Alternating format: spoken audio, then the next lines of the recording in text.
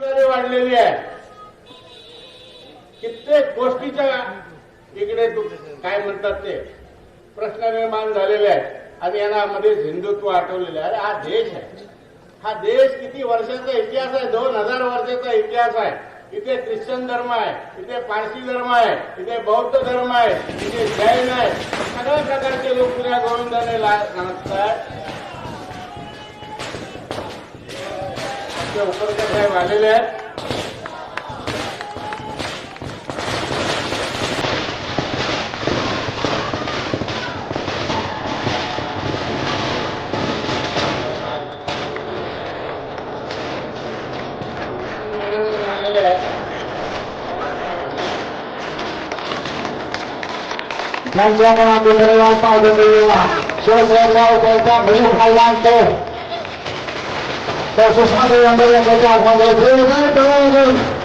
या सभागृह आपण स्वागत करायचं आहे.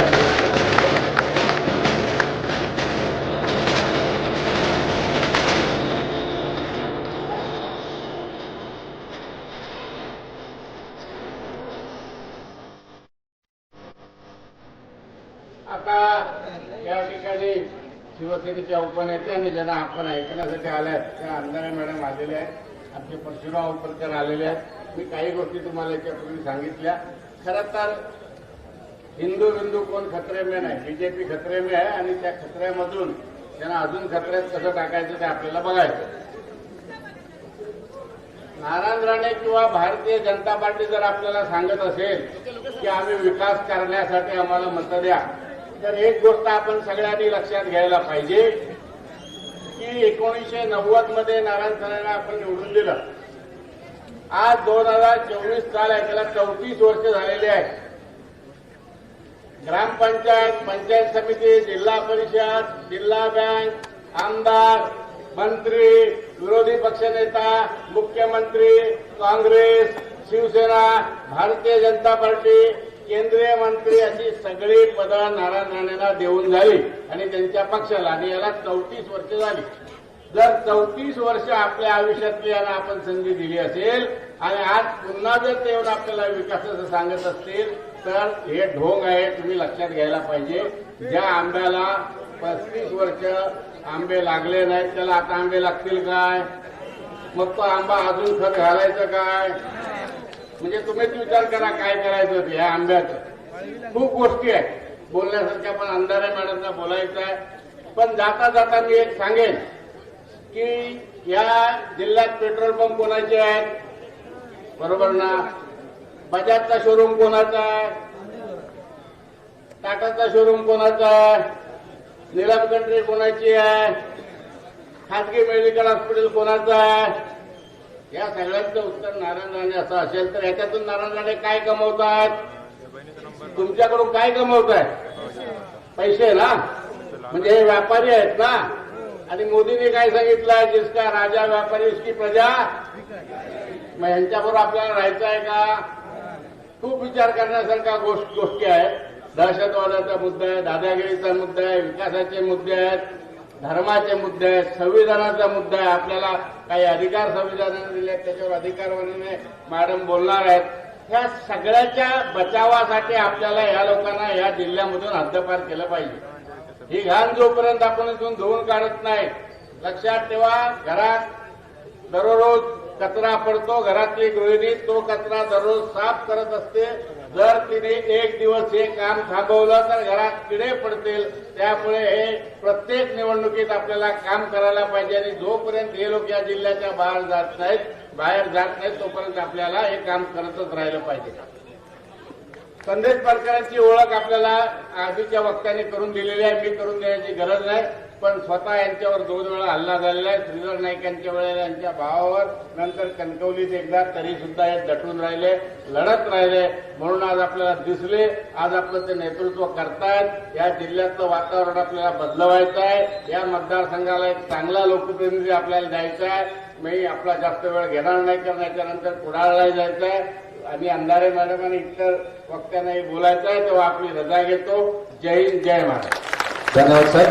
त्याच्यानंतर मेजर सुधीर सावंत सर यांना विनंती करतो की आपण अगदी थोडक्यात आपलं मनोगत व्यक्त करावं.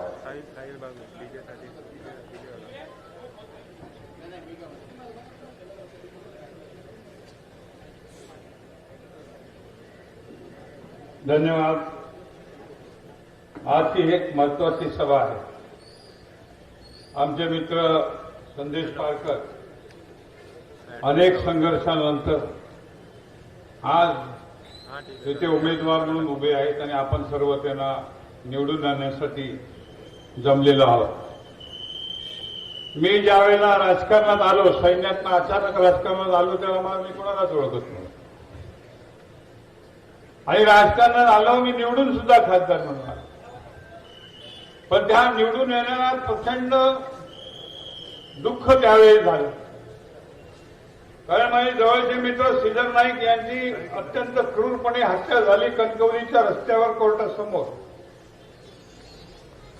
आणि आम्ही दिल्लीहून परत आलो आणि त्यांना फक्त इथनं गेलो तर दिल्लीहून आलो तो खांदा देण्यासाठी आलो की काय. पण त्याचबरोबर हे आणखी एक हल्ला झाला होता. हे लोकांना कदाचित माहीत नसेल, बऱ्याच लोकांना. बेधडक वागणारा, त्या क्रूर लोकांशी भिडणारा, त्यावेळेला ज्यांनी संघर्ष केला, तोंड दिलं, त्याच्या घरात जाऊन त्यांच्यावर हल्ला झाला, ते आपले संदेश पारकर आहेत. आणि म्हणून मला नेहमी त्यांची आठवण येते आणि आत्मीयता वाटते की अशा संघर्षातून बरेच लोक निघून गेलेले आहेत. आणि म्हणून या जिल्ह्याला एक प्रकारचं असं नाव मिळालंय की इथे आपण जायचंच नाही, उद्योग उघडायचंच नाही. एक उद्योगपतीची कॉन्फरन्स होती शिमल्याला, मी गेलो होतो तिकडे आणि त्यात मला भाषण करताना मी त्यांना सांगितलं की सिंधुदुर्ग किल्ला इतका सुंदर आहे, इतकी साधनं आहेत, तुम्ही सर्वांनी यावं आणि इथे उद्योग उघडावेत, आम्ही तुम्हाला मदत करू. त्यावेळेला एक स्त्री उभी राहिली आणि ती म्हणाली की आम्ही उद्योग सगळीकडे उघडू, पण सिंधुदुर्गात आम्ही काही कधी उद्योग उघडणार नाही. मला आश्चर्य वाटलं, असं अचानक येऊन समोर एक महिला म्हणते की आम्ही तुमच्याकडे येणार नाही. मी त्यांना विचारलं, असं का बोलला तुम्ही, एवढा चांगला जिल्हा आहे. ते म्हणाले आम्ही येणार नाही, त्याचं एकच कारण आहे, तो गुंडांचा जिल्हा आहे, दहशतवाद्यांचा जिल्हा आहे. त्यांनी कधी सिंधुदुर्ग बघितलं नव्हतं, ते मुंबईतल्या होत्या आणि त्यांनी अशा प्रकारचं वक्तव्य केलं. आणि तुम्हाला आता लक्षात येईल की त्या उद्योग काढण्यामध्ये लोक का कचरतात, का इकडे येत नाही, का इकडून बाहेर जातात. ते आता महाराष्ट्रात बिघडतंय की महाराष्ट्रातले उद्योग आता गुजरातला चाललेले आहेत. एक नवीन पर्व आता सुरू झालेला आहे. दहशतवादामुळे तर इथे कोणी येत नाही आणि आता महाराष्ट्रात सुद्धा अशी परिस्थिती निर्माण करण्यात आलेली आहे की तिथे तुम्हाला उद्योग काढते वेळेला कमिशन द्यावं लागतं, पैसे द्यावे लागतात. भ्रष्टाचाराने बरबटलेला ह्या सरकार, आताच बरेच वक्त्यांनी बोललेले आहेत, त्याची कीड इथेही पोचलेली आहे. आणि मला आपल्या सर्वांना विनंती करायची आहे की आज सुषमा अंधारे इथे आलेले आहेत, ते आमच्या सहकारी राहिलेले आहेत आणि बरेच सभा आम्ही एकत्र केलेल्या आहेत. आणि त्यामुळे मी आता जास्त काय बोलणार नाही, कारण त्यांनाच बोलू द्या, मी काय नेहमीच बोलतो. आणि शाहू फुले आंबेडकर यांचा प्रचार, यांची चिंता, याची चर्चा महाराष्ट्रात घेऊन त्या गेलेल्या आहेत, गावागावात गेलेल्या आहेत. ही विचारधारा आहे आपली, शाहू फुले आंबेडकर. ही विचारधारा आपल्या रक्तात आहे. आणि ज्यावेळेस दुसरे कोण इथे येतात आणि आपल्याला शिकवायला बघतात, ते एकच काम करतात, शिवाजी महाराजांचा पुतळा पाडतात. त्यावेळेला छत्रपती शिवाजी महाराजांचा पुतळा बांधत होते, नेव्हीला बांधायचं काम दिलं होतं, म्हणून नेव्हीने मला बोलवलं होतं, एक आमंत्रण दिलं होतं. सह्याद्रीवर मीटिंग चालली होती आणि मी फक्त त्या कमांडरला विचारलं की कुठं बांधताय ते पुढे बांधताय. ते म्हणाले मला निश्चित माहित नाही, तुम्ही बालवणला या, मी असताना आपण चर्चा करूया. मला जेव्हा कळलं का पुतळा राजकोटला बांधताय आणि राजकोट हे मच्छीमार बंदर करायचं निर्धारित झालं होतं आणि मच्छीमारांनी सगळ्यांनी विरोध केला होता की हा पुतळा बांधायचा. तर आता महाराजांचा पुतळा म्हणून कोणी जास्त बोललं नाही त्यावेळेला.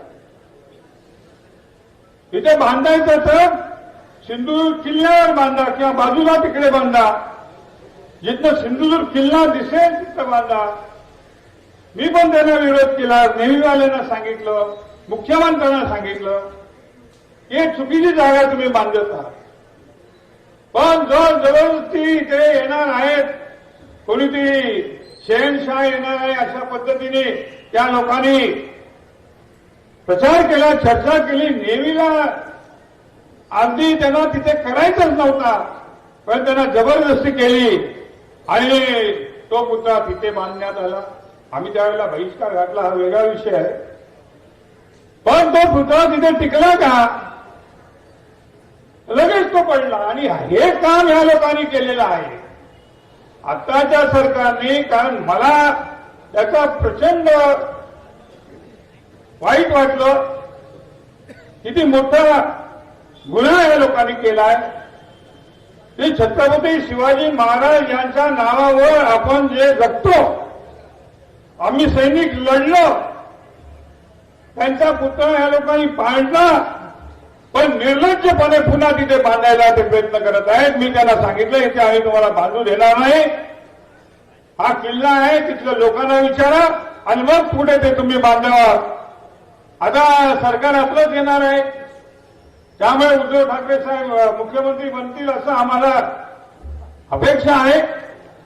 तर तो पुतळा बांधण्याचं काम तेच करतील, आम्हीच करू आणि अशा ठिकाणी बांधू की छत्रपती शिवाजी महाराजांनी बांधलेला किल्ला, सिंधुदुर्ग किल्ला, त्याच्या समोर दिमाखाने उभा राहिला पाहिजे आणि सर्व लोकांनी आनंदाने सहकार्य केलं पाहिजे. अशा प्रकारे आपण बांधू. आणि आज सुषमा अंधारे इथे आलेले आहेत, संदेश पारकर याला निवडून आणण्यासाठी ते आलेले आहेत. मी त्यांचं अभिनंदन करतो. आज पहिल्यांदाच आले होते या जिल्ह्यात, मला माहित नाही पण आले होते म्हणून, पण आमचा तेवढा काही ते संपर्क आला नाही. पण त्यांचं स्वागत करतो आणि ज्यासाठी त्या आलेल्या आहेत, आपण इथे आलेलो आहोत, ते संदेश पारकर याला निवडून देण्यासाठी मशालाच्या चिन्हावर मारून बटन दाबून संदेश पारकर यांना भरघोस मतांनी निवडून आणूया ही विनंती करतो. धन्यवाद. धन्यवाद सर. त्याच्यानंतर विनंती करतो आमच्या वायगोळी तालुक्याचे तालुका प्रमुख मंगेश लोके यांनी सुषमाताई अंधारे यांना पुष्पहार अर्पण करून आपल्या वायगोळी तालुक्याचे जोरदार स्वागत करायचं. जोरदार टाळ्या वाजवून वैभववाडी तालुक्याच्या वतीने वैभववाडी नगरी बाबा सुषमाताईंचं स्वागत करत आहोत. संदेश पारकर यांच्या प्रचारासाठी एक मुलूक मैदान ते पण ओळखलं जाणारं शिवसेनेच्या उपाध्यक्ष सन्माननीय सुषमाताई अंधारे यांचे विचार ऐकण्यासाठी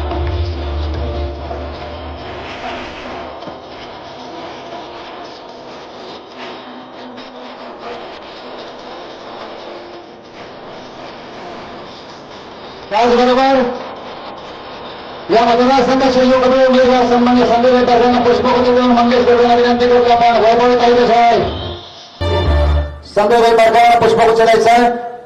त्याचबरोबर परशुराम उर्फ जीजी उपळकर यांचा शिवसेनेत प्रवेश झाल्यानंतर वैभववाडी तालुक्यात त्यांचं पहिल्यांदा आगमन होतं. जोरदार टाळ्या वाजवून परशुराम उपळकर यांचं शिवसेनेत स्वागत करूया. कोण आला रे कोण आला?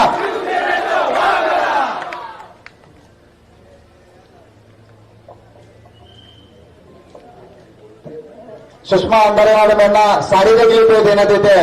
आमच्या अस्मिता तळेकर यांच्या वतीने मॅडमांना साडी देतात महिला सेनेच्या वतीने. त्यानंतर मी विनंती करतो शिवसेनेची मुलूक मैदान तो पण आधी ओळखले जायचे, पुन्हा त्या शिवसेनेला उभारी देण्यासाठी पुन्हा मैदानात आणि नितेश राणेंचा पराभव करण्यासाठी मैदानात उतरलेले सन्माननीय परशुराम उर्फ झिरी उपारकर. महाराष्ट्राचा आराध्यदैवत छत्रपती शिवाजी महाराज, पक्षप्रमुख सन्माननीय उद्धवसाहेब ठाकरे, युवा नेतृत्व सन्माननीय आदित्य ठाकरे यांना अभिवादन करून आजच्या या संदेश पारकर यांच्या प्रचारासाठी आलेल्या, ज्यांचं सातत्याने प्रत्येक ठिकाणी टीव्हीवर भाषण करणारे आणि विरोधकांना सोडू करून सोडणाऱ्या आमच्या सुषमाताई अंधारे, संदेश पारकर, आमचे राव राणे, कर्नल सावंत, सतीश सावंत आणि ओरिजिनल खोत आणि मंचवर बसलेले सर्व मान्य गावाल्यानं मी आता शिवसेनेत गेल्यानंतर पहिल्यांदा तुमच्याकडे गेलो. पहिल्यांदा गेल्यानंतर राणेंचा काय भजा करून जाता माका भजा करून थोडं गेला.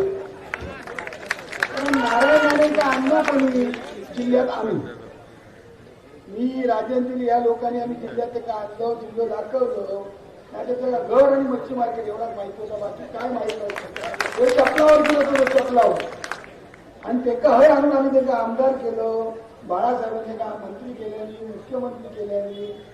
त्याच्या बाप जन्मात कधी झालं नसतो, तो बाळासाहेबांनी करून दाखवलं. नाहीतर लोक कारकून असणार होतो, आपल्या इन्कम टॅक्समध्ये कारकून असणार होतो आणि कोंबड्यांचा दुकान खोलणार. पण आज आमचाही कळला नाही. नारायण यांनी नेहमी आमच्या वैभव नायकांवर किंवा उद्धव साहेबांवर सातत्याने आरोप करतो भ्रष्टाचाराचे. अरे तू काय होतोस? तू जेव्हा हा आमच्या 90 सालात दिवस किंवा तुझ्याकडे एक फियाट गाडी होती, एक तुझी मारुती कार होती, त्याच्या पलीकडे काय होता? तू पण ते 10/14 सुभाषनगरच्या 10/14 रूम मध्ये राहतोस, बाकी काय नव्हता. आता हे 4-4 बंगले, 5-5 बंगले, 5-5 पेट्रोल पंप, 5-5 सर्व काय झाला. या कैना झाला कोंबडीच्या दुकानातून. अरे असा असतं तर आमका त्यावेळेस कोंबडीची दुकानात खोलून दिलं असतं, तर आम्ही पण तुझ्यासारखे श्रीमंत झालो असतो ना. आम्ही असं ते जागेवर राहलो. ह्यो आणि याची पोरा मात्र मोठी झाली. एका बाकी काय नको, तुमचा काय घेणार येणार नाही. मी, माझा कुटुंब आणि माझी पोरा मोठी होऊ होईल. मागचं तुमच्यावर ह्यो आमदार तुम्ही निवडून दिला, त्यावेळी नारायणाने सांगितलं आणि माझ्याबरोबर आता ह्यो काही खय नव्हतो. जो पहिलो खासदार झालो तो परदेशातून इलो आणि डायरेक्ट येऊन खासदार झालो. त्यावेळेच्या मी तेव्हा शिवसेनेत त्या नव्हतं, मी बाळासाहेबांच्या शिवसेनेत. पण काही लोक त्यांच्याबरोबर होते, त्यांनी त्या निलेश राणेचं काम केलं, त्यांना खासदार म्हणून निवडून आणलं. आणि नंतर मग तो निवडून आणल्याने त्यांना वयासोबत मी न ठेवता अरे तुरे करू लागलो. नंतर काही दिवसांनी परत काँग्रेसमधून त्यांच्या जिल्हा दुसऱ्या तुमच्या जिल्ह्याने येतो एका निवडून आणून सांगितल्याने. तुम्ही विचारा, वैभवडीचे म्हणजे एकदम गरीब आणि एकदम असलेले सर्व शांत स्वभावाचे सर्व लोक, या लोकांनी आपल्या दादा सांगतात ना, मग आपण त्यावेळी जिल्हा म्हणून दिला. अरे दादा तुमचं आपल्या जिल्ह्यात निवडून देऊ सांगून गेलो, तरी अन्य कोणा निवडून देऊ सांगितलं काय? आज सतीश सावंत होतो, गुरुजन खोत होते आणि कोण कोण होते त्यांच्याबरोबर. त्यावेळी मी नव्हतं त्यांच्यावर, मी 2005 मध्ये गेलेले बाळासाहेब. त्यांच्या कोणात तो त्यांचा आमदार होतो असं वाटलं नाही. सर्व होईत तर माझ्या घरात, हॉटेल त्यांच्या घरात, पेट्रोल पंप त्यांच्या घरात, बंगले त्यांच्या घरात, त्यांची एजन्सी असली त्यांच्या घरात. दुसऱ्या कोणी मोठं होतो नाही, त्यात एकाच मोठं होतो. ह्या आपण सर्वांनी आता लक्षात ठेवण्याची गरज आहे. आज म्हणतात घराणेशाही घराणेशाही, मग उद्धव साहेबांकडे काय? अरे उद्धव साहेबांनी, बाळासाहेबांनी जेव्हा परवा शिवसैनिकांना विचारल्याने उद्धव साहेबांकडे माझी जबाबदारी देऊ का, तर सर्वांनी होकार दिल्याने आणि उद्धव साहेबांना कार्याध्यक्ष त्यावेळी पदाधिकाऱ्यांनी. म्हणून उद्धव साहेबांचा आज तुझ्याकडे त्यावेळी तुझ्या जिल्ह्यांका तू विचारला नव्हता शिवसैनिकांका की माझ्या उत्तरात बँका देऊचो का देऊचा काय, का न देता यांच्यावर लादलंस. दोन्ही मुलांनुसार लादलंस आणि या मुलांनी या गावातल्या लोकांचा छळ केलेला. आज तो नितेश राणे मागच्या ग्रामपंचायतीच्या निवडणुकीत सांगत होतो ना, माझ्याकडे व्हिडिओ आता पण, जर माझ्याकडे कोणी माका मतदान माझ्या पासून केला नाही तर तुमका निधी नाही, तुझ्या बापाचा निधी ह्यो असलो का ते थेट ग्रामपंचायत येणारा निधी असा ह्यो काय अडवू शकत नाही आणि ह्यो काय करू शकत नाही. एका वाटता जरूर दादागिरी करूची मी सगळ्याकडे करेल. अरे असा नाही का दिला तुका तर काळात तुका पुढे पुढे लोक दाखवताले तुका वाटतं ना मी म्हणजे सर्व काय बापसान केल्या म्हणून बापसान निवडून दिल्याने लोकांनी. अरे बापसान 34 वर्षात या जिल्ह्यात काय केलंय मी त्यांच्यासोबत होतो त्या सुरुवाती घ्या इकडच्या असलेल्या तावडेंचा सभापती करण्यासाठी मी चिरलेलं त्यावेळी शिवसेनेचं म्हणून ते तालुका प्रमुख हे या वैभववाडीत नारायण राणे कधी येत होतो सांगा. जेव्हा कणकवलीचा आमदार होतो नारायण राणे वैभववाडी कधी बघून नव्हतो पण यशवंत एकनाथ पाटील या भागाचे आमदार होते. आणि अशा पद्धतीने वैभववाडीत बाजू ठेवणार आणि आता जी दिलो आज काय झाला. आज हायवे किती महिने बनला 10 महिने बनला. कोणामुळे विराट कमिशन मिळाला. तुमचा काय घेणार नाही. तुम्ही आता कसे जावचे जावं माका मिळाला माझा कमिशन बस झाला मी झालाय मोठो. अरे प्रत्येक कामात आपल्या कार्यकर्त्या कामात सोडत नाही 5% 10% मागतात आणि तरच काम करतात. मग कार्यकर्ते कामात लावतात थूक आणि आमकडे येतात आमचे खड्डेवाले रस्ते. चालला ना असाच चालला ना तुमच्याकडे सर्व खड्ड्यातले रस्ते आहेत ना. मग काय म्हणजे अशा खड्ड्यातल्या रस्ते करणाऱ्या माणसाला आपण आणायचो काय परत. आपण आज आपण एका घरात बसवतो. काल उद्धव ठाकरे येऊन गेल्यानंतर आमचे काही मुस्लिम बांधव या ठिकाणी बसले. काही लोकांचे खोटे प्रवेश पण दाखवले यांनी. माझ्याकडे येले उद्धव ठाकरेच्या सभेत होते ते माझ्याकडे येले. आज हे सर्व आमचे मुस्लिम बांधव आहेत ना त्या सर्वांनी ठरवल्याने यावेळी तुझं गोविंदा करायचं करणार ना. सर्वांनी जाऊन मशिदीत जाऊन सांगा माझ्या नमाजीच्या वेळी सांगा की याचो गोविंदा आपण यावेळी करूयाच आणि याचो उलटो सुलटो करूया का तरच या एका अक्कल कडतली नाही तर काय हे अशीच वाढत जाऊतले. आणि म्हणून तुमका मी या ठिकाणी या कशात त्याचो बापू आणि सांगता मी उद्योगधंदे अनुभव आज मांडी लावून जटार फिरतात आमची या ठिकाणी आमदार निवडून गेले.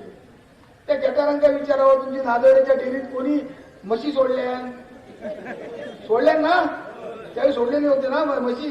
तो आज भाजपचो माजी आमदार आणि काँग्रेसमधून गेले त्याच्यावर आमदार आज जटारांच्या असलेल्या धंद्यावर म्हशी सोडल्या आणि त्याचा धंदो बंद करून लावला. त्या जटारात कळत नाही या कशात त्याच्या बापाशी पण जटारात फसवले. लोकसभेत तुका तिकीट लोकसभेत आणि परत मग आपण मागल्या जटार म्हणता कधी खासगी माझे 10-15 लाख रुपये गेले याच्यात मी अडकलो. म्हणजे अशा पद्धतीने लोकांचा फक्त छळायचा. खासदार झाले तर मीच आमदार झाले तर माझं झील मंत्री झालो तर माझं झील ही त्याची जी प्रसिद्धी आहे ना कळता. आज त्यांच्याच पुढाऱ्यांचा आज तुम्ही व्हिडिओ ऐकला असताना ऑडिओ तुमच्यापर्यंत गेलो की नाही. देवेंद्र फडणवीस आणि विशाल परब यांच्या भाषणाचो गेलो ना त्यांनी बघितलं आता फडणवीस यांनी काय झालं ते फडणवीसने आता सभा रद्द केल्याची आमच्या कानावर दिली. आमचं अजून कळणार नाही पण सभा रद्द झाल्याची कळली. त्या फडणवीसांनी सांगितल्या निवडणूक होऊन जाऊन दे मग राणे वेलेंचं काय ते मी बघतो सोडून दे माझ्यावर. त्यांच्याच पक्षातले त्यांच्याच संभव लागले तर तुमका नाही आमका संभव किती वेळ लागला.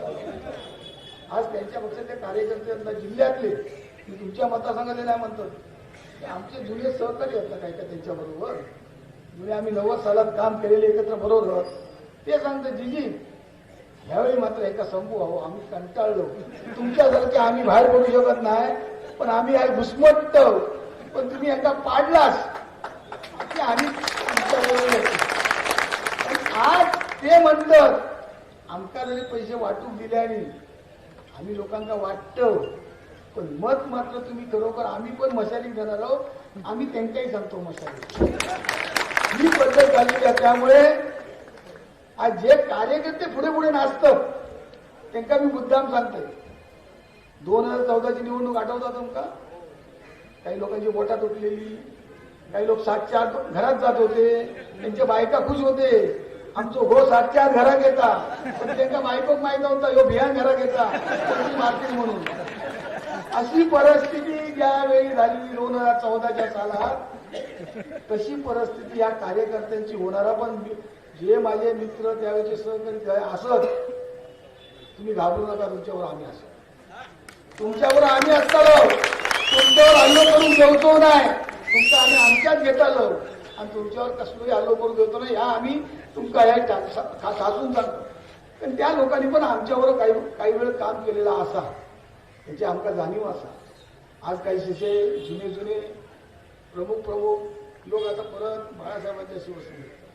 आज बघा 2014ची निवडणूक आठवा, 2014च्या निवडणुकीत मी पोटनिवडणुकीत उभं होतोय, तर याच नारायणाने सांगितलेले आहे की धनुष्यबाण आणि शिवसेना औषधात ठेवणार नाही. याच नारायण राणेघाट चोरलेलं धनुष्यबाण, काळाबाजाराचं धनुष्यबाण घेऊन दारादारात फिरता. ही परशुरामाची भूमी आहे. ह्या परशुरामाच्या भूमीत हयच कर आणि हयच भर, तो भरता.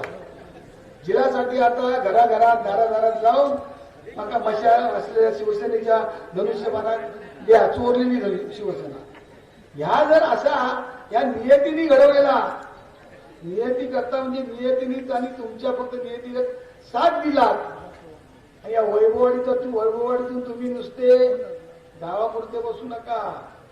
जे आता आमचे मुस्लिम बांधव त्यांनी मशिदीत करा, जे आमचे बाकी हिंदू बांधव त्यांनी आता टिपर चालू आलो, आजपासून टिपर आणा, टिपरात चाय पिताला, भजी खाताला, थैतय मशाल सांगा आणि लोकांना मशाल सांगा, तरच ही मशाल पेटली. आणि मशाल पेटल्यानंतर संदेश बारकर आमचा आमदार होऊन जाणार. एका आमदार आपल्याला पाठवतो ना, एका घराकडे पाठवतो ना आपल्याकडे दुसऱ्या राहण्यात, का करूया आपण आणि सर्वांनी एकजूट होऊन काम करूया. ठेवलेले 4 दिवस रात्र जागा, दिलेले पैसे तुमचे झाले, दिलेले पैसे घ्यावा. आता 1,500 आकडो माझ्या कानात दिला, 3,000 होतो, आता 1,500 घेवा. कारण टक्केवारीतून घेतलेले पैसे होतो, तुमच्याच विकासाच्या कामाचे पैसे होत, ते घेवा. पण मत मात्र आमच्या मशाली, पैसे तुमचं, काय हरकत नाही. त्यामुळे काय मात्र करा.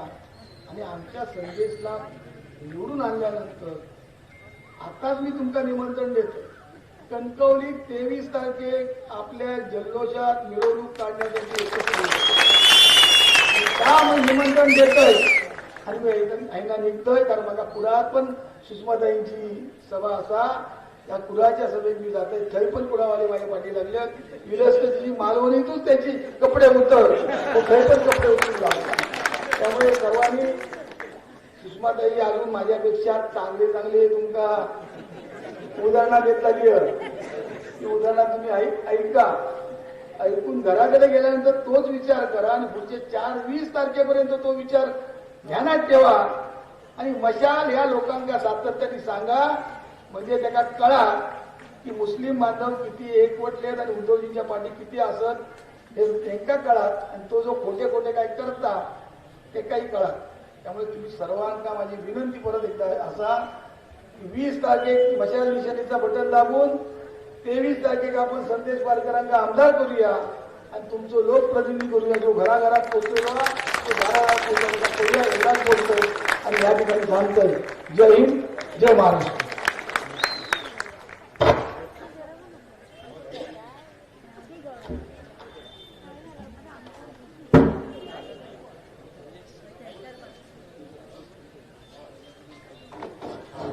धन्यवाद जीजी. याच्यानंतर आपल्या सर्वांचे लोकप्रिय उमेदवार, लोकप्रिय या शब्दात ज्यांच्याकडे बघून अर्थ समजतो ते संदेशभाई पारकर यांना विनंती करतो की आपण आपल्या खास शैलीत या नितेश राणेंचा समाचार घ्यावा आणि विजयी उडवण्यासाठी विजयी संकल्प करा. सन्माननीय संदेशभाई पारकर.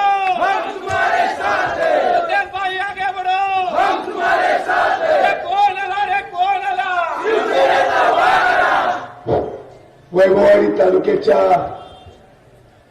या जाहीर सभेच्या निमित्तानं व्यासपीठावर उपस्थित असलेल्या महाराष्ट्राच्या शिवसेनेच्या फायरब्रँड नेत्या सुषमाताई अंधारे, आमचे शिवसेनेचे नेते, त्या जिल्ह्याचे जिल्हा बँकेचे माजी अध्यक्ष सतीजी सावंत, महाराष्ट्राचं युवा नेतृत्व अतुलजीराव राणे, त्या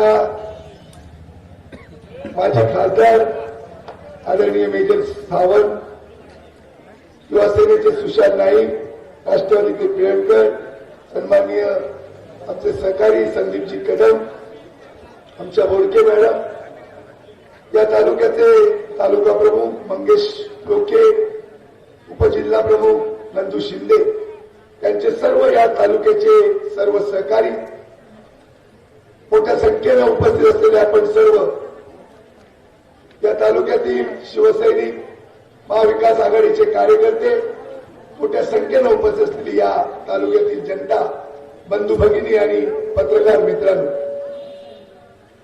20 तारीखला या मतदारसंघातल्या निवडणुकीचं मतदान आहे आणि संपूर्ण या मतदारसंघामध्ये एक परिवर्तनाची लाट आहे. मी ज्या ज्या भागामध्ये कणकवली असेल, देवगड असेल, वैभववाडी असेल, प्रचाराच्या निमित्तानं जातो, मोठ्या संख्येनं लोक आशीर्वाद देण्याच्या करता, लोक नेतृत्वावर विश्वास ठेवण्याच्या करता, भरभरून प्रेम आणि भरभरून पाठबळ हे सातत्यानं मला या सगळ्या बैठकांमधलं, सभांमधलं मिळतं. आणि नक्की 23 तारीखला या मतदारसंघावर शिवसेनेचा, महाविकास आघाडीचा भगवा झेंडा हा फडकल्याशिवाय राहणार नाही. कारण गेली 35 वर्ष ज्या लोकांनी या जिल्ह्यातली, या राज्यातली, या देशातली सत्ता उपभोगली, या माझ्या जिल्ह्यातल्या भोळ्या बावड्या जनतेनं त्यांना ही सगळी पदं दिली. पण आज माझ्या जिल्ह्यातल्या सर्वसामान्य जनतेसाठी गेल्या 35 वर्षामध्ये ते काही करू शकले नाही. कोणाचा विकास झाला, कोणाच्या संपत्तीमध्ये वाढ झाली, कोणाची गरिबी दूर झाली, तर ती फक्त राणेंची गरिबी दूर झाली. या जिल्ह्यामध्ये प्रस्थापित निर्माण झाले, त्या जिल्ह्यामध्ये भ्रष्टाचार निर्माण झाला, त्या जिल्ह्यामध्ये घराणेशाही निर्माण झाली. आणि म्हणून या सगळ्यांचा बंदोबस्त आपल्याला या ठिकाणी करायचा. विधानसभेच्या निवडणूक ही परिवर्तनाची निवडणूक आहे. महाराष्ट्रामध्ये महाविकास आघाडीचं सरकार येणार आणि पुन्हा एकदा या राज्याचे मुख्यमंत्री आपले शिवसेनेचे पक्षप्रमुख आदरणीय उद्धवसाहेब ठाकरे होणार आहे. आणि मग खऱ्या अर्थानं या कोकणाचा, या सिंधुदुर्गाचा शाश्वत विकास आपल्याला त्या ठिकाणी करायचा. आज या संपूर्ण मतदारसंघामध्ये, या राज्यामध्ये एकही समाज समाधानी नाही. मराठा समाज आरक्षण मागतो, अद्याप त्याला आरक्षण मिळालेलं नाही.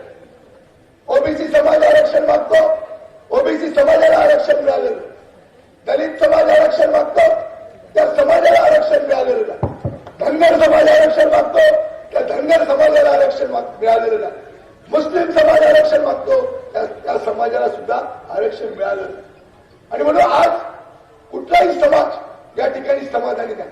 मी जास्त वेळ आपला घेणार नाही, कारण सुषमाताईंचे विचार ऐकण्यासाठी आपण आलेले आहे. पाऊस सुद्धा पडतोय, लाईट सुद्धा जाते, पण त्यांचा जो बहुमूल्य वेळ हा वेळ आणि त्यांचा विचार आपल्याला ऐकायचा. मी एवढंच सांगेन की ही नितेश राणेची जी दादागिरी या संपूर्ण मतदारसंघामध्ये सुरू आहे, दहशत आहे, भीतीचं वातावरण आहे, पैशाचं वाटप आहे. पण या सगळ्यामध्ये आपण मात्र त्या ठिकाणी मशाल चिन्हाशी आपण त्या ठिकाणी प्रामाणिक राहिलं पाहिजे. एक संधी, एक सर्वसामान्य कार्यकर्ता म्हणून आपण संदेश पारकरला आपण द्यावी. मी हा तुमचा सगळ्यांचा जो आवाज आहे हा महाराष्ट्राच्या विधानसभेमध्ये घेऊन जाणार आहे आणि खऱ्या अर्थानं तुमचा विकास त्या ठिकाणी सर्वांगीण करणार आहे. मुस्लिम समाजाला एवढंच सांगतो की जी धमकी दिली जाते, काल परवा ताई आमचे अनेक कार्यकर्ते हे धमके देऊन त्या ठिकाणी फोडण्याचं काम झालं. पण हा माझा जो सगळा समाज आहे त्याला सांगितलं जातं की तुमचा 23 तारीखला आम्ही करेक्ट कार्यक्रम करणार आहोत. तुम्हाला कुठलाही विकासाचा निधी त्या ठिकाणी आम्ही देणार नाही. आणि कुठंतरी या संपूर्ण जिल्ह्यामध्ये हिंदू मुस्लिम दलित याच्यामध्ये द्वेष भावना निर्माण केली जाते. जातीय दंगली घडवण्याचा प्रयत्न या ठिकाणी सुरू आहे. कारण हिंदू आणि मुस्लिम या महाराष्ट्रामध्ये गेली अनेक वर्ष गुन्हेगारीने राहत आहेत. कुठलाही भांडण आमच्यामध्ये नाही. आम्ही सातत्याने एकामेकाच्या सणामध्ये आनंदाने सहभागी होतो. आणि म्हणून मी मुस्लिम समाजाला विश्वास देतो की शिवसेनेच्या नेतृत्वाखाली, महाविकास आघाडीच्या नेतृत्वाखाली जरी आपण अल्पसंख्याक असतात तरी कोणाच्या बापाला घाबरण्याची गरज नाही. ही शिवसेना आणि महाविकास आघाडी आपल्या पाठीमागे खंबीरपणे उभा आहे हे एवढंच सांगतो. आणि उरलेले 5 दिवस तुम्ही माझ्यासाठी द्या.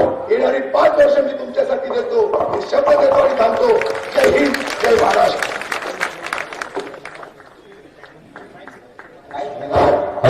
धन्यवाद. त्याच्यानंतर आपण ज्यांचे विचार ऐकण्यासाठी आतुर आहात त्या शिवसेनेच्या उपनेत्या मुलूक मैदान तोप म्हणून ज्यांचा उल्लेख केला जातो त्या सुषमाताई अंधारे यांचे विचार ऐकण्यासाठी आपण सगळे जोरदार टाळ्या वाजवून स्वागत करू. सुषमाताई अंधारे. सुषमाताई, तुमच्या आवडत्या नितूदाराचा हा मतदारसंघ आहे. तुमच्या खास शैलीत आणि तुमच्या ओरिजिनल ढाच्यात त्यांचा समाचार घ्यावा.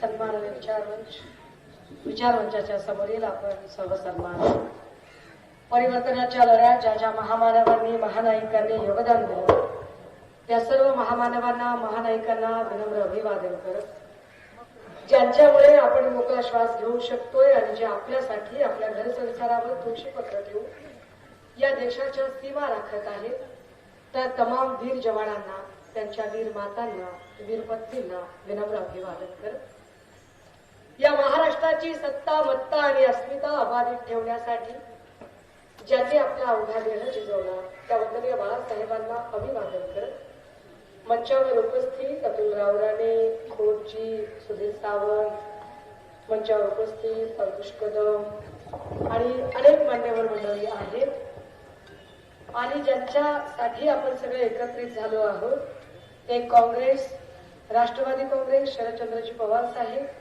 शेतकरी कामगार पक्ष, CPI, CPM, Aam Aadmi party, Samajwadi party, Republican party of India Gavai गट यासोबतच समविचारी पक्ष आणि संघटनांचे एकमात्र महाविकास आघाडीचे अधिकृत उमेदवार श्री संदेशजी पारकर आपण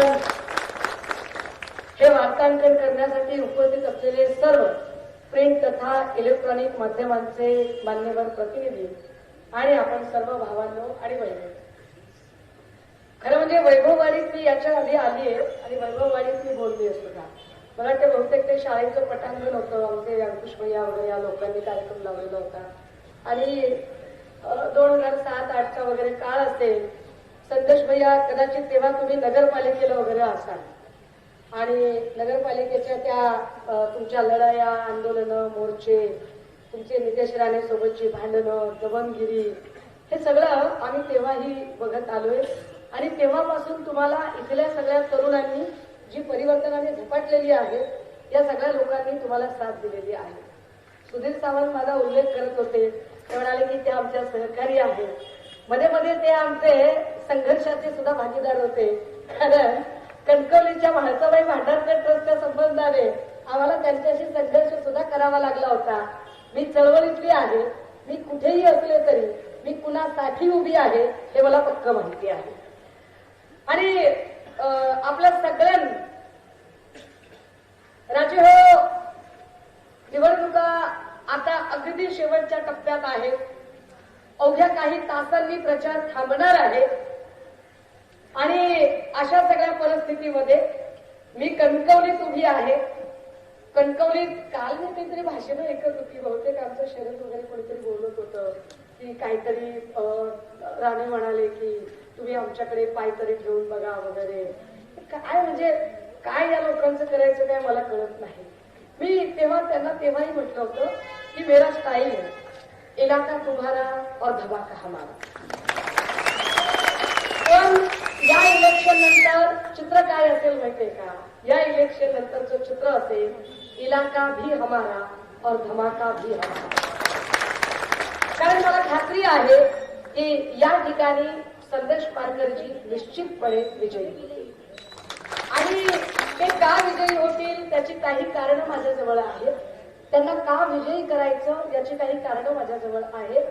राजे हो, गेली अनेक वर्ष आपण राणेंच्या पाठीशी उभं राहिलो. अगदी सुरुवातीच्या काळामध्ये वंदनीय बाळासाहेबांनी सांगितलं म्हणून उभे राहिलो.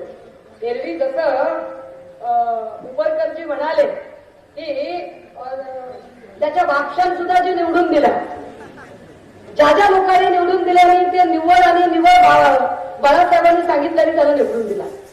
माका मालवणी जास्त येत नसा, पण जी काय थोडी तोटकी मुटकी येत असा त्या सगळ्यात तुझं बघितलं तर आधी बरं आत्ता जे वंदनीय जे सांगतायत ना की मी शिवसेना आणि काय आता झालं आणि जे उद्धव साहेबांवरती टीका करतात, मुळात त्या नारायण राणेंना हे लक्षात येत नाहीये की त्यांना बाहेर हाकललं ते वंदनीय बाळासाहेबांनी.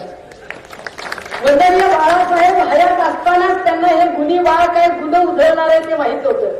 आणि त्यावेळेला याचा यथेच्छ समाचार सुद्धा बाळासाहेबांनी घेतलेला होता.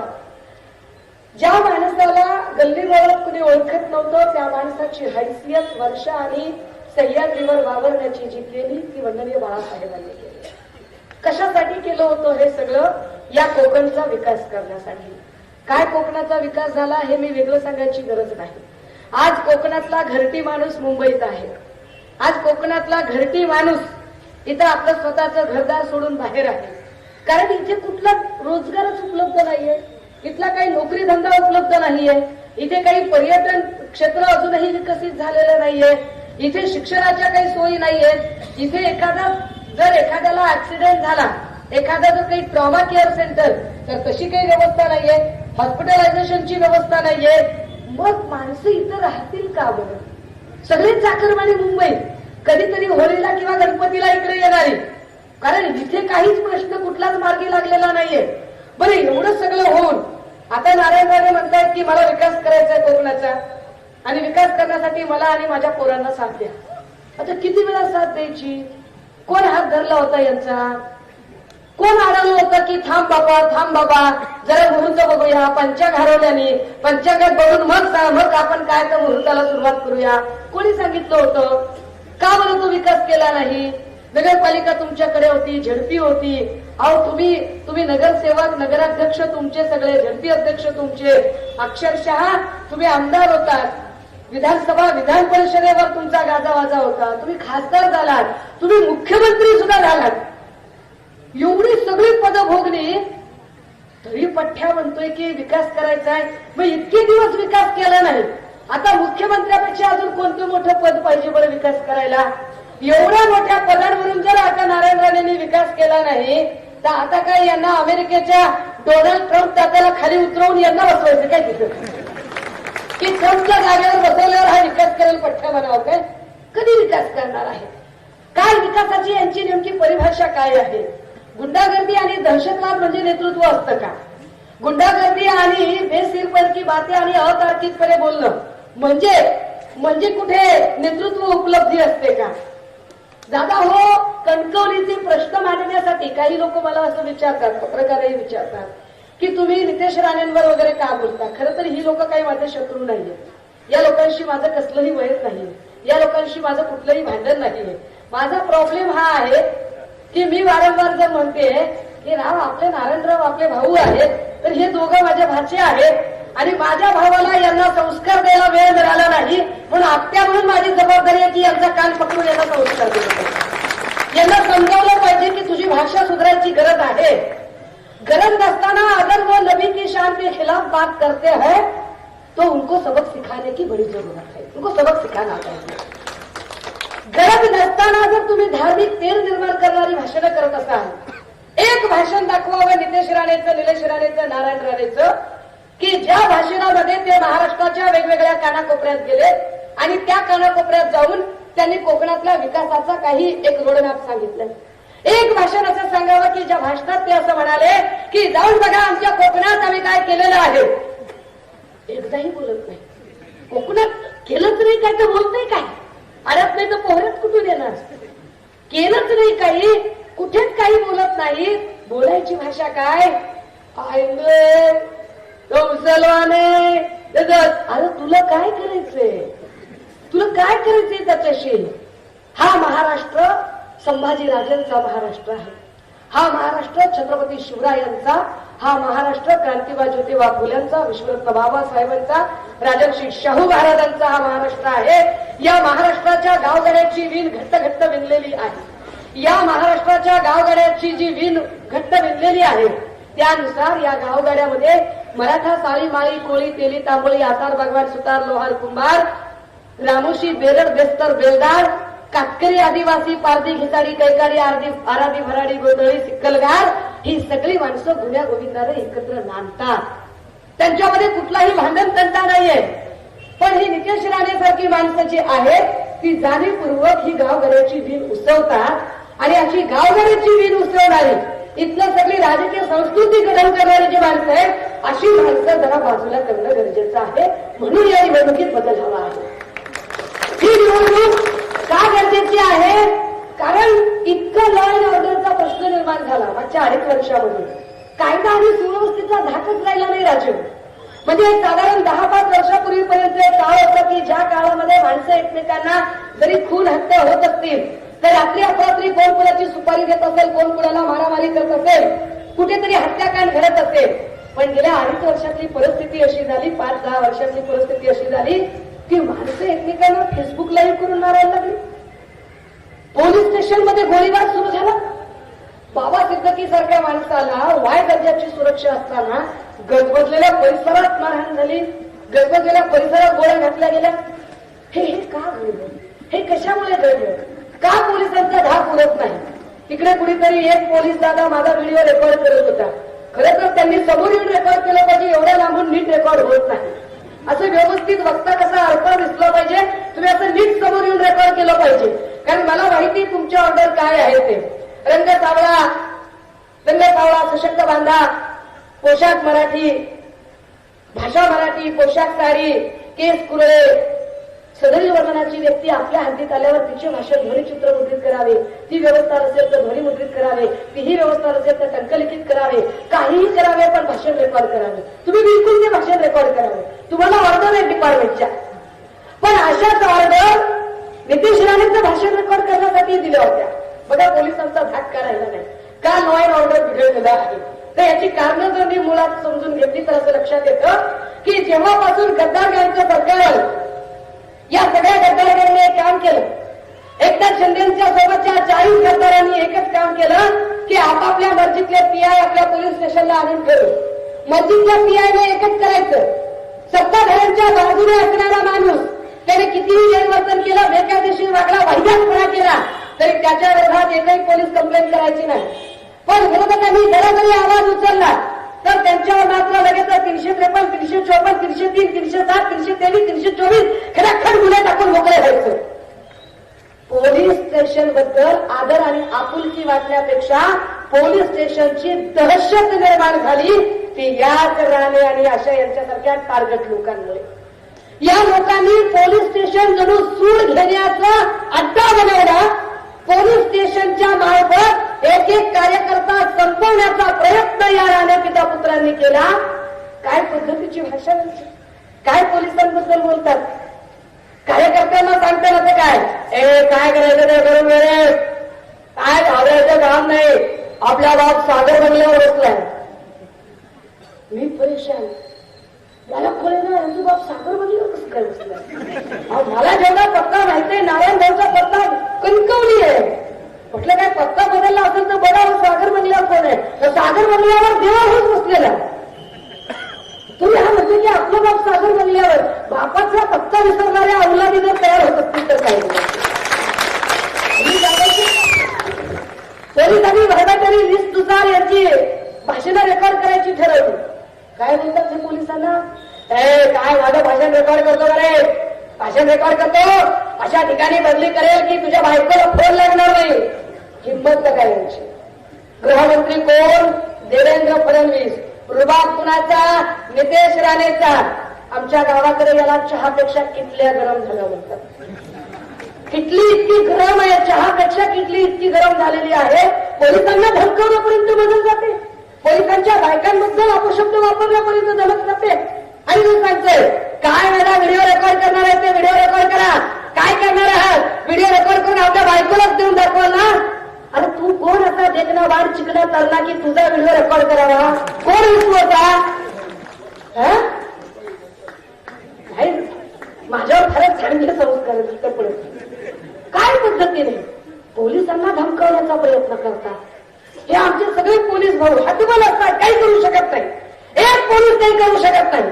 एका पोलिसाची मजाल केली नाही की त्याने नितेश राणेच्या विरोधात गुन्हा दाखल करावा. साध्यातल्या साध्या कार्यकर्त्याने जर एखाद्याच्या बद्दल एखाद्याच्या धार्मिक भावना दुखावणारं जर वक्तव्य केलं असतं तर पोलिसांनी लगेच त्याला 50 वेळा चलबुलाव केला असता. ताडा मोका टाकून लगेचच त्याला झोपडपट्टी कायदा बिदा लावून त्याची जिंदगी बरबाद करून टाकली असती. पण हा नितेश राणे चबर बोलत राहतो. वेगवेगळ्या भागात जाऊन तिथलं सगळं सामाजिक स्वास्थ्य खराब करतो. कधी मालेगावमध्ये जायचं सामाजिक स्वास्थ्य खराब करायचं, कधी नाशिकमध्ये स्वास्थ्य खराब करायचं, कधी तिकडे नगरमध्ये येऊन, कधी बीडमध्ये, कधी लातूरमध्ये. आणि तुझा मतदारसंघ बघ ना, तुझ्या मुलाखाली किती जनतेचे बघलं की इथला विकास काय केला असते, त्याच्यावर काही तुम्ही बोलायचं. आणि निव्वळ धार्मिक दादा हो, बदल का करणं गरजेचं आहे. बदल हा जातीवाद आणि धर्मवाद संपवण्यासाठी बदल करणं गरजेचं आहे. ही जी धार्मिक तेढ निर्माण करणारी जी भाषा आहे, ती भाषा जर थांबवायची असेल तर हा बदल करणं गरजेचं आहे. कारण आम्ही गावघरातल्या आमची सगळी जी माणसं आहेत, इथली मराठा समाजातली माय माऊली असेल, तिला जर कधी संक्रांतीला सुगर पुजायचं असेल तर ती कुंभार गल्लीला जाते, तिकडून मडकं आणते. आमच्या कुंभार गल्लीतल्या एखाद्या माय माऊलीला जर कधी झाडू काही घ्यायचं असेल, ती बुरडाळला जाते, तिकडं झाडू फडा सूप टोपली घेते. एखाद्याला जर वाटलं की अरे मला आऊत पाहिजे, जोत पाहिजे, नांगर पाहिजे, तो सुतार गल्लीला जाऊन ते घेतोय. एखाद्याला वाटलं की नाही अरे मला अजून जोंधळा पाहिजे, तांदूळ पाहिजे, तो कुलकुंबटाकडे जातोय. ही सगळी गावगाड्यांची अर्थव्यवस्था एकमेकावर अवलंबून आहे, एकमेकांना धरून आहे. पण या गावगाड्याला विस्कटून टाकायचं, यांच्यामध्ये विष पेरायचं पाप हे नितेश राणे यांनी केलं. भाषा काय मी ऐकू शकत नाही अशी भाषा. काय गलिच्छपणे मंचावरून भाषा वापरतात, याला काय जाऊ दे बोलत नाही. म्हणजे ती भाषा ऐकून त्यांच्याच पक्षातल्या महिला कार्यकर्त्या खाली मान घालतात. लाजा वाटत नाही की तुम्ही तुमच्या आईबापाचे संस्कार दाखवता मंचावरून? कळत नाही. इथला सगळ्या लॉ अँड ऑर्डरची सगळी धज्जिया उडालेली. पोलिसांवरचं प्रेशर इतकं की पोलीस मनाने एफआयआर करू शकत नाही. परिणाम काय झाला की परिणाम इथल्या महिला असुरक्षित झाल्या. ते काय लाडकी बहीण वगैरे म्हटलं, मी तुम्हाला इमानी इतबारे सांगते, आज माझा 20वा जिल्हा आहे.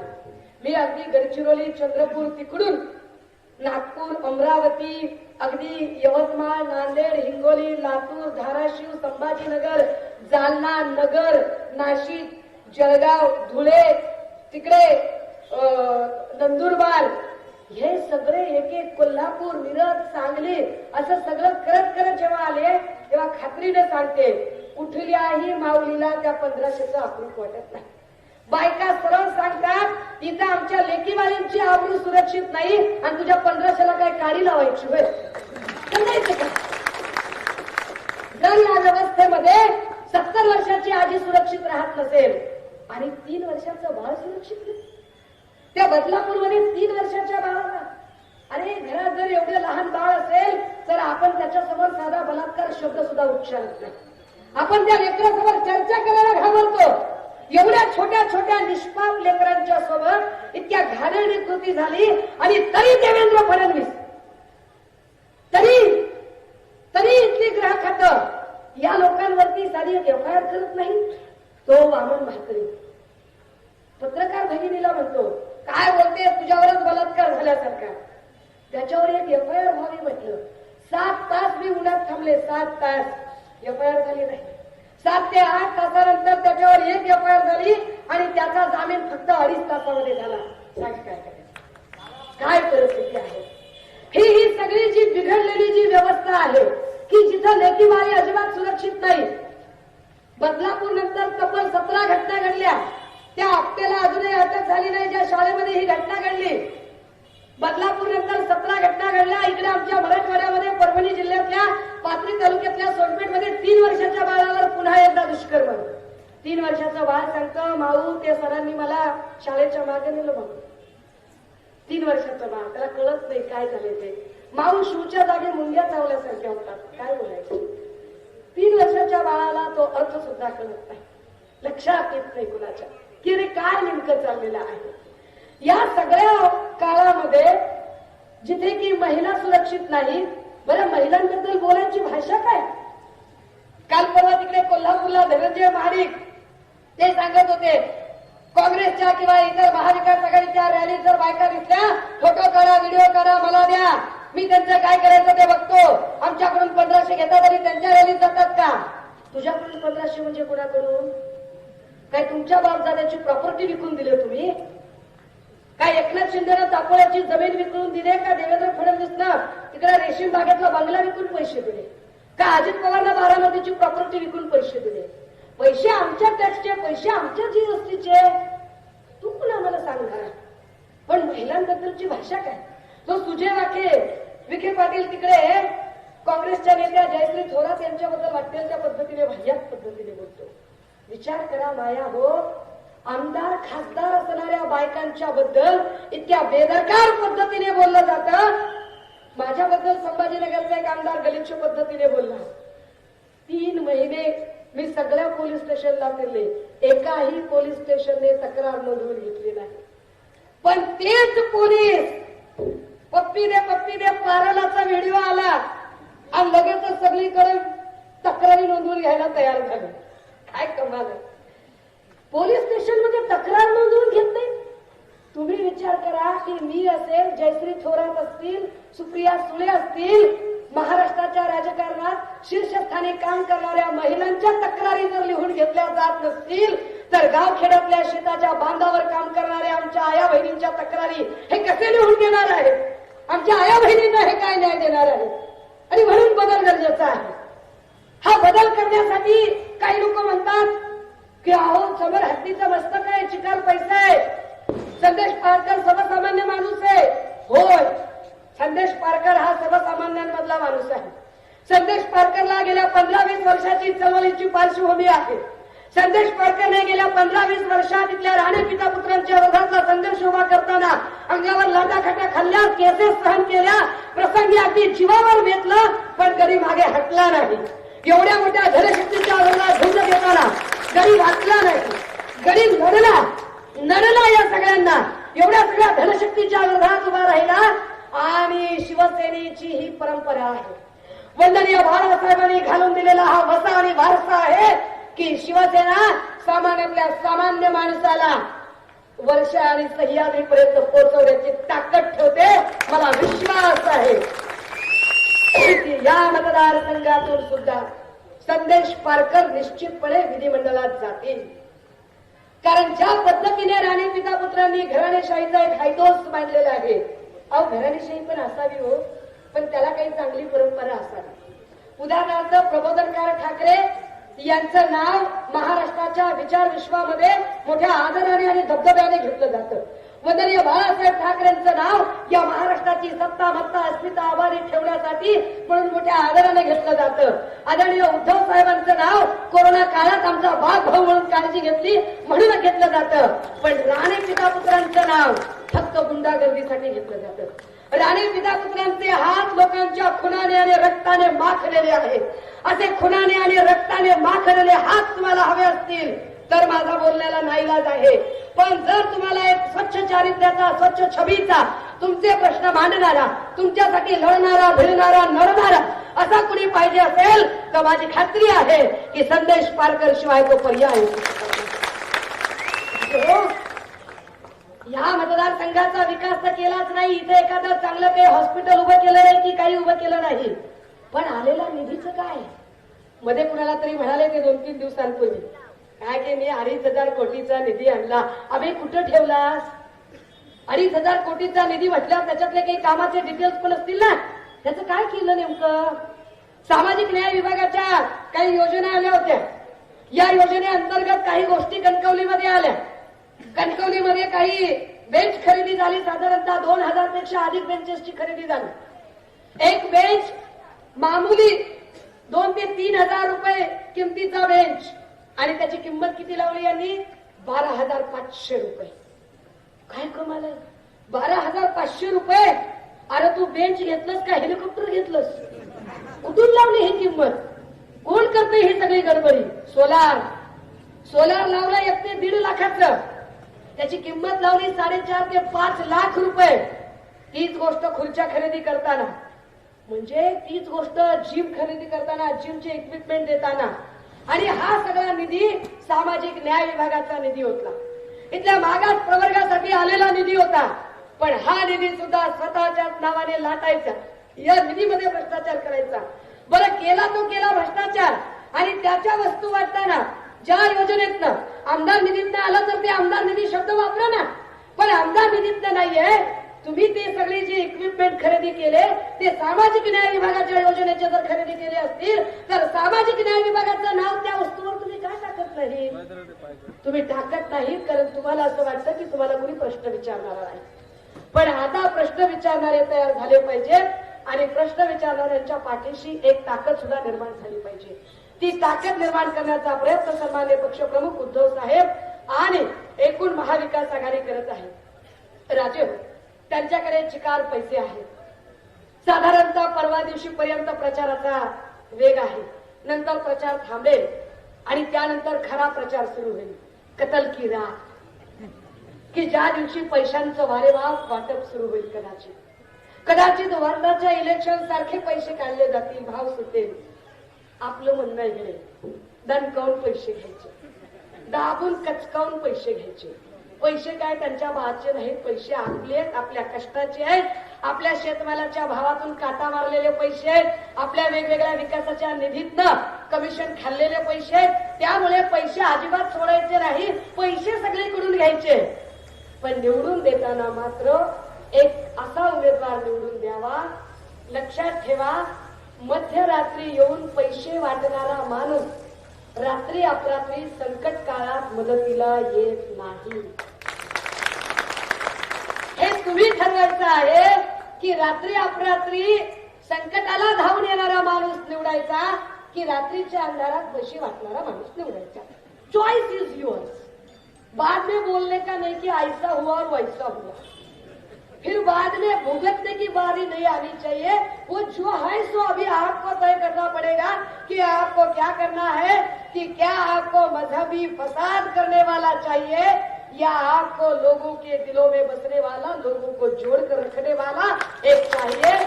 मला वाटतं इथल्या अन्यायाच्या विरोधात, इथल्या गुंडागर्दीच्या विरोधात, इथल्या हुकुमशाहीच्या दडपशाहीच्या विरोधात निश्चितपणे 23 तारखेला प्रत्येक पेटी उघडल्यावर मशाल पेटणार आहे. ती मशाल तुम्ही पेटवाल. 20 तारखेला ताकदीने इथला प्रत्येक कार्यकर्ता डोळ्यात तेल घालून हे काम करेल. सगळे बूथ एजंट अत्यंत काळजीने काम करतील. घडी गेली तर पिढी जाते दादा हो, त्यामुळे ही घडी आपल्यासाठी अत्यंत महत्वाची आहे. ही निर्णायक घडी आहे, त्यामुळे प्रत्येक मतदान अत्यंत काळजीपूर्वक होईल याची काळजी घ्या. जे बूथ एजंट वोटिंगच्या दिवशी असतील तेच बूथ एजंट काउंटिंगच्या दिवशी सुद्धा असतील, त्यात बदल असणार नाही. याच्याकडेही नीट बघा. तुमच्याकडे जी व्हीव्हीपॅटची चिठ्ठी येते किंवा मशीन क्लोजिंगच्या वेळेला जो आकडा येतोय त्याच्याकडे नीट लक्ष द्या. बूथ कॅप्चरिंगचे आता जे वेगवेगळे प्रकार आहेत ते होणार नाहीत यासाठी काळजी घ्या. इकडे सगळे आमचे पोलीस भाऊ थांबलेले आहेत, त्यांचा जो आता कॅमेरा चालू आहे हा कॅमेरा त्यांनी त्याही दिवशी इमानईद्वारे चालू ठेवावा अशी माझी त्यांच्याकडून अपेक्षा आहे. निवडणूक आयोगाने निरपेक्षपणे काम करावं अशी अपेक्षा आहे. आणि 20 तारखेला किती नंबरचं बटन? 3 नंबरचं बटन. माया हो, ऋतू किती? ऋतू 3. चुलीला दगड किती? माणसाच्या जगण्याची अवस्था किती? महादेवाला बेल किती पानाचा? पळसाला पानं किती? मशीनवरचं बटन कितीचं? 1 नंबर. 3 नंबरचं बटन दाबायचं. आणि चिन्ह कोणतं आहे आपलं? चिन्ह कोणतं? चिन्ह मशाल पेटली पाहिजे सगळीकडे. मशाल लढणार आणि फिरणार. महाराष्ट्रात फक्त आणि फक्त मशाल पेटणार. 23 तारखेला गुलाल खेळायला तुमच्यासोबत येते. थांबते, रजा घेते. जय हिंद, जय महाराष्ट्र. धन्यवाद ताई. खास आपल्या शैलीत तुम्ही आम्हाला वैभववाडीकरांना मार्गदर्शन केलं. इथे मी विनंती करतो, ज्यांची मी नावं घेतो त्यांनी इथे स्टेजवर यायचं. सोते गावातील काल ज्यांनी प्रवेश केला होता, काल ज्यांनी भाजपमध्ये प्रवेश केला होता, त्यांना धरून पकडून नेलं होतं, असा मुस्लिम समाजाचे काशिम नंदकर, हुसेन मनाजी, सद्दाम सारंग, रमजान सारंग, आजिम लांजेकर आणि युसुफ नंदकर या सर्वांनी व्यासपीठावर यायचंय. काल ज्यांनी ओम गणेश्वर धाम पक्षप्रवेश केला ते पुरंदर शिवसेनेत पक्षप्रवेश करतायत. सन्माननीय हे लोक पटकन व्यासपीठावर यायचं. पुष्पगुच्छ पुष्पगुच्छ जोरदार टाळ्या वाजवून हा मुस्लिम समाज ज्याने 2014 आणि 2019ला नितेश राणेंचा विजय 100% दाखवला, तोच मुस्लिम समाज नितेश राणेंच्या पराभवाचं कारण बनणार. जोरदार टाळ्यांनी स्वागत करा आणि या समाजाच्या शिवसेनेच्या परिवारात पुन्हा एकदा आम्ही सहर्ष स्वागत करतोय. गेल्या 23 तारखेला पराभव होणार म्हणजे होणार. नितेश राणे तुम्ही किती ताकद लावा, किती पैसे वाटा, हा मुस्लिम समाज स्वाभिमानाने पेटला आहे.